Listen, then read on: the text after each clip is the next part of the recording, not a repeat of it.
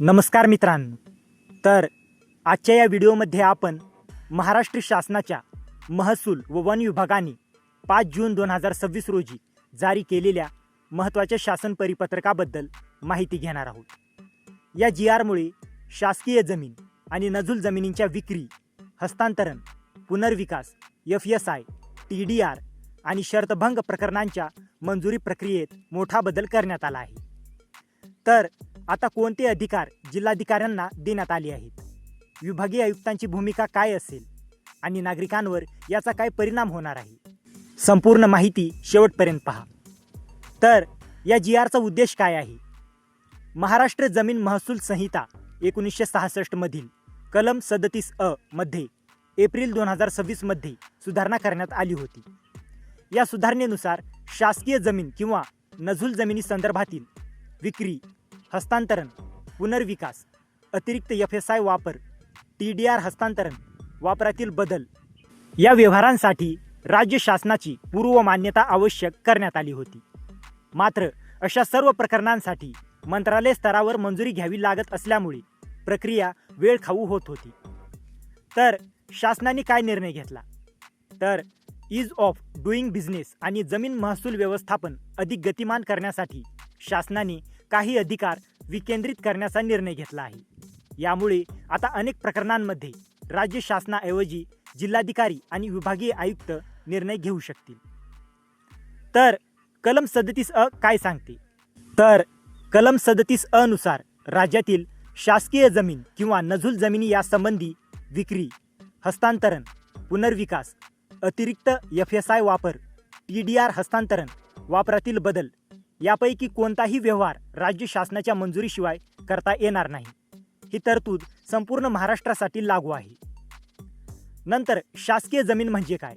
तर GRमध्ये स्पष्ट करण्यात आले आहे की शासकीय जमीन या संज्ञेमध्ये शासकीय जमीन, जमिनीचा काही भाग, त्या जमिनीवरील इमारत, त्या जमिनीशी संबंधित कोणताही हक्क किंवा लाभ, त्या मालमत्तेतील हिस्सा या गोष्टींचा समावेश होतो. नंतर नजूल जमीन म्हणजे काय?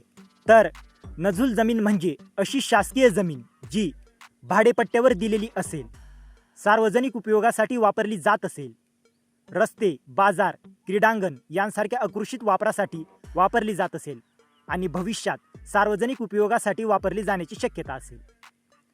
नंतर सर्वात महत्त्वाचा निर्णय, तर आता राज्य शासनाच्या मंजुरीचे अनेक अधिकार थेट जिल्हाधिकाऱ्यांना देण्यात आले आहेत. तसेच शर्तभंग नियमितीकरण म्हणजे पोस्ट फॅक्टो अप्रूव्हल प्रकरणांमध्ये वित्तीय मर्यादेनुसार जिल्हाधिकारी आणि विभागीय आयुक्त यांना अधिकार प्रदान करण्यात आले आहेत. तर कोणाला किती अधिकार?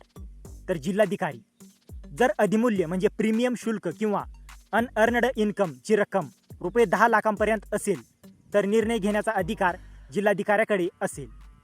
नंतर विभागीय आयुक्त जर रक्कम ₹10 लाखांपेक्षा जास्त आणि ₹20 लाखांपर्यंत असेल तर निर्णय विभागीय आयुक्त घेतील.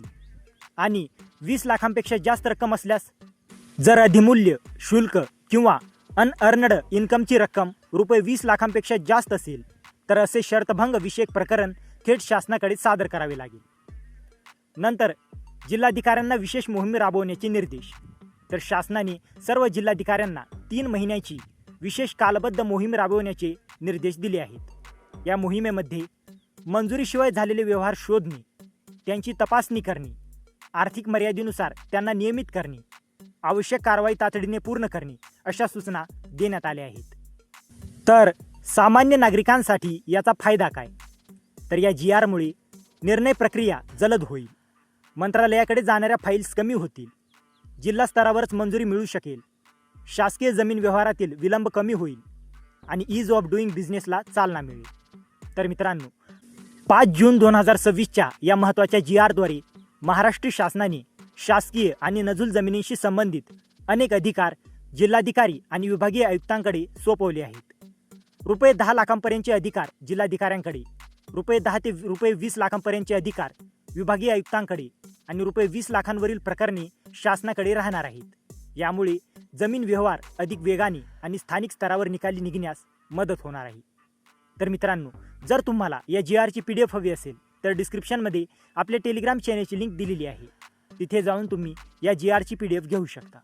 आणि हा व्हिडिओ उपयुक्त वाटला असेल तर व्हिडिओला लाईक करा, शेअर करा आणि अशाच महत्त्वाच्या GR अपडेटसाठी आपल्या चॅनलला सबस्क्राईब करा.